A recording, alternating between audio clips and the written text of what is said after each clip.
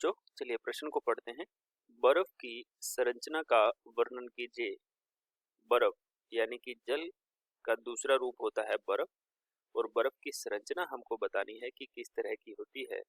सबसे पहले हम लिखेंगे मुख्य अवधारणा, और मुख्य अवधारणा में लिखेंगे बर्फ की संरचना। ठीक है, बर्फ की संरचना बना लेते हैं। हम जानते हैं कि HOH जो होता है वही जल होता है, इसको लिखा जाता है HOH। ठीक है, इसी तरीके से हम इसे इस तरीके से भी लिख सकते हैं HOH। दो अणु हैं। अब एक ऑक्सीजन जो होता है वो 4 हाइड्रोजन से चतुष्फलक रूप से घिरा रहता है। एक यहाँ पर हाइड्रोजन बंध बना लेगा, ये वाला ऑक्सीजन, और एक नीचे किसी दूसरे अणु से जो कि जल का ही अणु है उससे एक और बंध बना लेगा। इसी तरीके से ये वाला जो ऑक्सीजन है ये भी किसी दूसरे अणु के हाइड्रोजन से, इस तरह के HOH यानी कि हाइड्रोजन से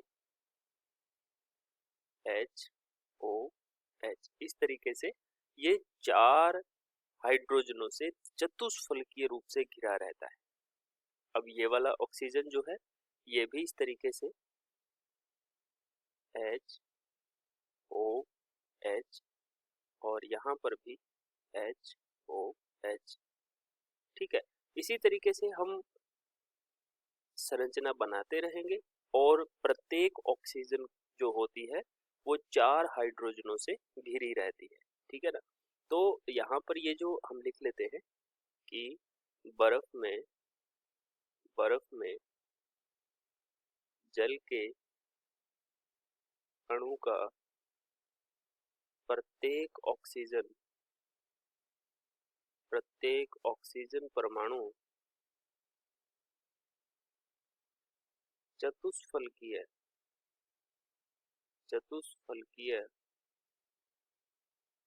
रूप से हाइड्रोजन से बंधा रहता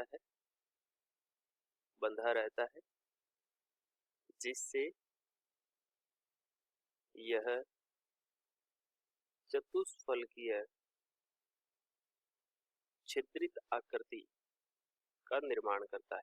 छिद्रित आकृति का निर्माण करता है। ठीक है, तो ये बर्फ की संरचना है। आशा करते हैं आपको समझ आया होगा। धन्यवाद।